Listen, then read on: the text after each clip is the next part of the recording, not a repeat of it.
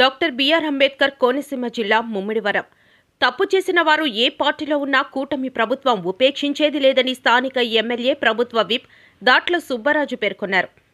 పోలవరం మండలంలో తమ కుమార్తె లైంగిక వేధింపులకు గురైనట్లు తల్లి పోలీసులను ఆశ్రయించగా కేసు నమోదు చేసి దర్యాప్తు చేస్తున్నారు. ఆ కుటుంబాన్ని ప్రభుత్వ విప్ దాట్ల సుబ్బరాజు, జనసేన పార్టీ కోనసీమ జిల్లా ఇన్ఛార్జ్ బండారు శ్రీనివాసరావులు పరామర్శించారు. బాలిక తల్లిని అడిగి వివరాలు తెలుసుకున్నారు. ప్రభుత్వం అండగా ఉంటుందని హామీ ఇచ్చారు. ఈ సందర్భంగా సుబ్బరాజు మాట్లాడుతూ ఇటువంటి దారుణ ఘటనలను మానవత్వం ఉన్న వాళ్ళందరూ ఖండించాలన్నారు. నిష్పక్షపాతంగా విచారించాలని పోలీసు ఉన్నతాధికారులను కోరినట్లు సుబ్బరాజు తెలిపారు.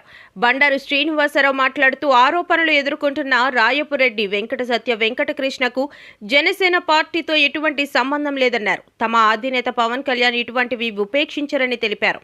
ఈ లైంగిక వేధింపులు కేసులో కఠిన చర్యలు తీసుకోవాలని పోలీసులను కోరుతున్నామన్నారు. ఈ రకంగా లైంగిక వేధింపులు గురి చేస్తూ అత్యాచారం చేయడం అనేది చాలా చాలా చాలా బాధాకరం.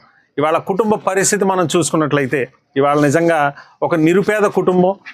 ఇవాళ తల్లి ఆ కుటుంబాన్ని సంరక్షణ చేస్తూ, భర్త లేడు ఆ తల్లికి, 2 పిల్లలు, ఒక పాప బాబు, 11 సంవత్సరాలు ఈ పాప, చిన్న బాబుకి ఒక 9 సంవత్సరాలు ఉంటాయి.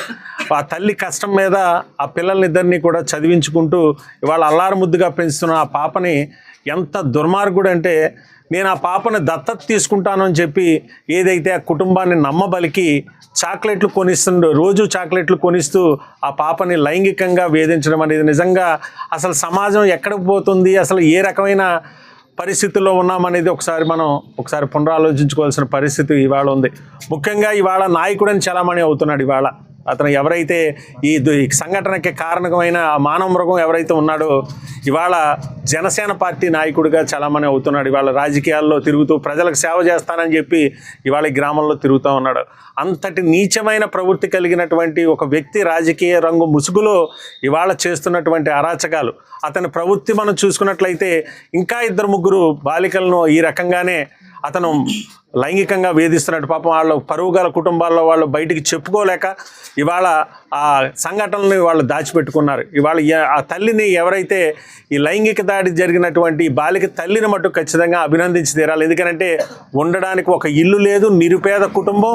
ఇవాళ ఏ రోజుకి ఆ రోజు పనికి వెళ్తేనే కానీ పొట్ట గడవనటువంటి ఆ కుటుంబంలో ఉన్న తల్లి ధైర్యంగా తన కూతురికి జరిగినటువంటి అన్యాయాన్ని, తన కూతురికి జరిగినటువంటి దారుణాన్ని ఇవాళ ధైర్యంగా ముందుకొచ్చి ఇవాళ పోలీసులకి కంప్లైంట్ చేయడం జరిగింది. ముఖ్యంగా ఈ జిల్లా ఎస్పీ గారికి నేను ఒకటే చెప్తున్నా, ఇవాళ మీ మీద చాలా ఒక గౌరవప్రదమైన స్థానంలో మీరు ఉన్నారు. ఇవాళ ఈ బాలికకు ఖచ్చితంగా ఈ కుటుంబానికి న్యాయం చేయాల్సిన బాధ్యత మీ మీద ఉంది. ఎందుకంటే మీ మీద ఎంతో నమ్మకంతో ఇవాళ మీ దగ్గరికి వచ్చి తన కష్టాన్ని ఇవాళ చెప్పుకున్నది. మీరు ఇచ్చిన సూచనలతో ఏదైతే కింద స్టాఫ్ ఎవరైతే ఉన్నారో వాళ్ళు ఏదైతే నిన్న ప్రవర్తించినటువంటి తీరును కూడా తీవ్రంగా ఖండిస్తున్నాం.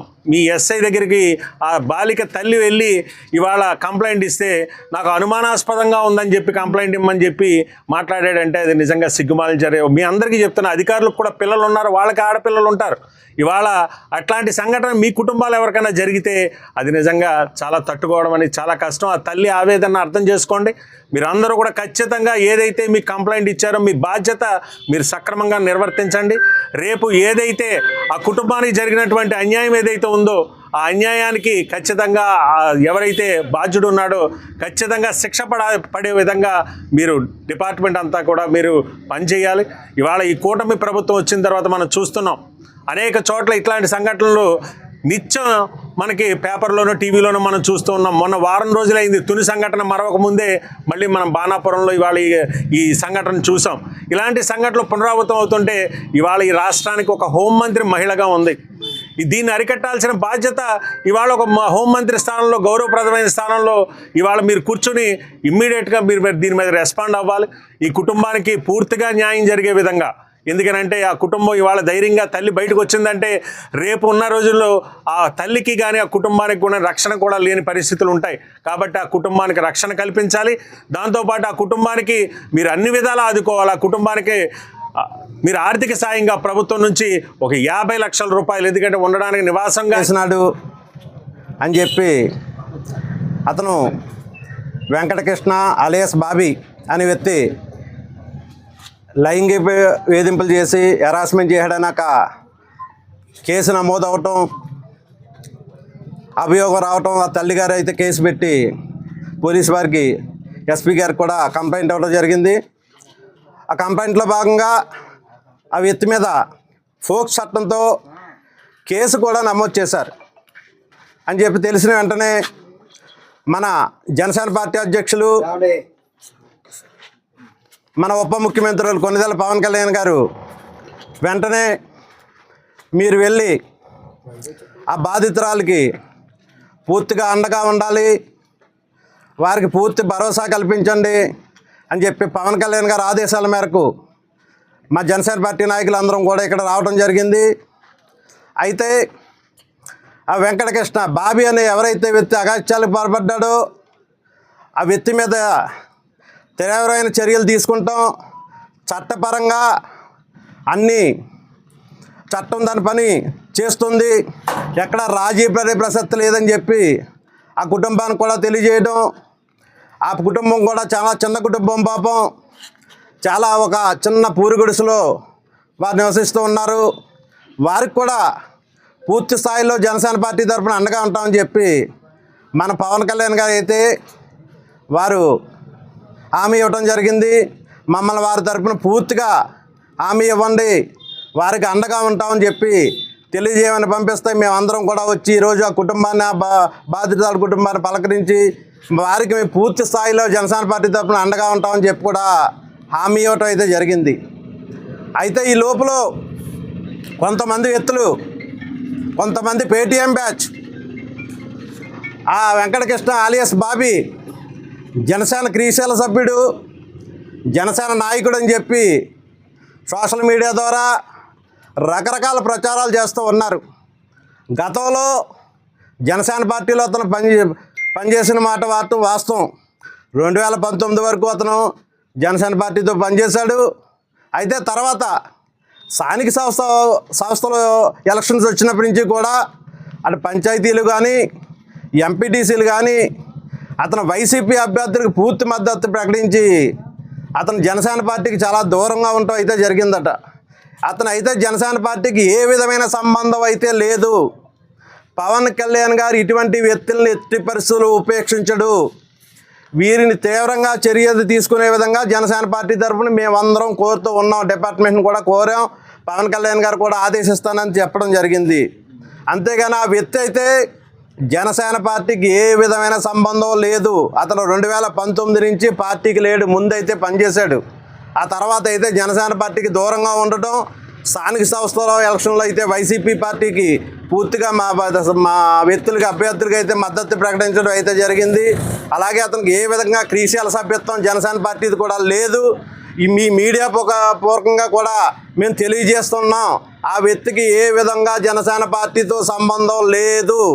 మేము కూడా పూర్తిగా ఆ బాధితురాలకి అండగా ఉండడానికి పవన్ కళ్యాణ్ గారు ఆదేశించారు. దానికి మేము సిద్ధంగా ఉన్నాం.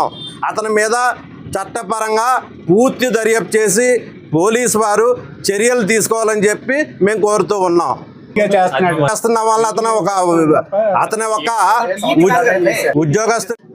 మరి ఐపోవరం గ్రామంలో ఉన్న పెదమడి గ్రామంలో బాణాపురం గ్రామంలో జరిగిన సంఘటన చాలా బాధాకరం, చాలా దురదృష్టకరం, చాలా దుర్మార్గం. ఎందుకంటే చదువుకునే అమ్మాయి, 6th క్లాస్ చదువుకునే అమ్మాయి మీద రాయపిరెడ్డి బాబీ అనే వ్యక్తి ఒక మృగంలా బిహేవ్ చేయటం, స్వయంగా వాళ్ళ తల్లి మరి డైరెక్ట్గా ఎస్పీ గారి దగ్గరికి వెళ్ళి కంప్లైంట్ చేయటం, తక్షణమే ఈరోజు ఉదయం అతను టేకప్ చేయటం జరిగింది. మరి ఇటువంటి దుర్మార్గాలు మన ముమ్మడివరం నియోజకవర్గంలో ఇంతకుముందు ఎప్పుడు కూడా జరగలేదు. ఇలాంటి మృగాలకి ఈ కూటమి ప్రభుత్వం సరైన శిక్ష విధించడానికి ఆల్రెడీ ఎస్పీ గారితో నేను మాట్లాడి పూర్తి దర్యాప్తు జరిపి ఆ కుటుంబానికి న్యాయం చేయాలి, పిల్లలకి న్యాయం చేయాలని చెప్పి మరి ఎస్పీ గారికి, అదేవిధంగా మన సిఏ గారికి, ఎస్ఐ గారికి నేను నాకు తెలిసిన వెంటనే ఫోన్ చేసి చెప్పడం జరిగింది. మరి ఇటువంటి దారుణం ఎప్పుడు కూడా మనం వినలేదు. చిన్నపిల్ల 10 సంవత్సరాలు ఉన్న పిల్ల మీద వాళ్ళు చాక్లెట్ ఇచ్చి పిల్లల్ని ఇంటికి పిలిపించుకుని ఈ రకరకాలుగా చేయటం, వాళ్ళ కుటుంబాన్ని కూడా పరామర్శించాం. వాళ్ళు కూడా చాలా విషయాలు ఇంకా చెప్పడం జరిగింది. తప్పనిసరిగా ప్రభుత్వం కృతనిశ్చయంతో ఇటువంటి వారికి ఏ విధమైన శిక్ష పడాలో ఆ విధమైన శిక్ష వేయించే బాధ్యత మేము తీసుకుంటాం. అదేవిధంగా కుటుంబానికి కూడా భర్త పోయి చాలా ఇబ్బందుల్లో ఉన్న కుటుంబం మరి రోజు మరి తాళ్ళు హెడ్లెస్కి వెళ్ళి ఏదైతే రొయ్యలు తలకాయలు తీసుకుని బతుకుతాం అని చెప్పి ఆవిడ చెప్పడం జరిగింది. ఆ అమ్మాయికి ఒక అమ్మాయి ఒక అబ్బాయి. తప్పనిసరిగా కూటమి ప్రభుత్వం ముఖ్యమంత్రి గారి దృష్టి కూడా తీసుకెళ్ళి ఆ కుటుంబానికి కూడా ఇల్లు కానీ సైట్ కానీ లేదని కూడా చెప్పారు. వాళ్ళు చెప్పిన విషయాలు ఇంకా చాలా విషయాలు చెప్పారు.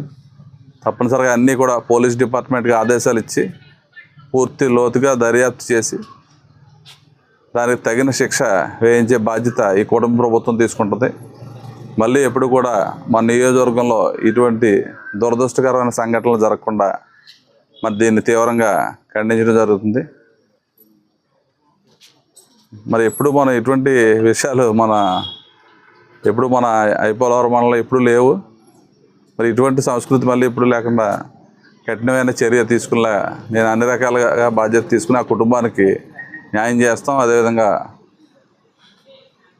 మన నాయకులు అందరూ కూడా వచ్చారు. అందరూ కూడా ఉదయం నుంచి కూడా అనేక మంది వచ్చి వాటిని పరామర్శించడం జరిగింది.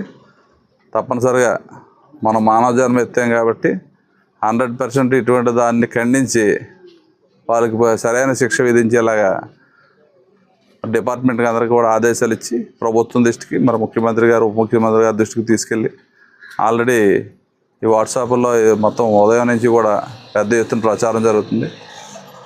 ఇటువంటి మృగాలని సరైన శిక్షతో ఖండితేనే ప్రజలకి అవేర్నెస్ వస్తుంది కాబట్టి సరైన శిక్ష వేయాలని చెప్పి డిపార్ట్మెంట్ అందరికీ కూడా ఆదేశాలు ఇచ్చి తప్పకుండా దీన్ని పూర్తి దర్యాప్తు చేసి వాళ్ళ కుటుంబానికి న్యాయం చేస్తాం.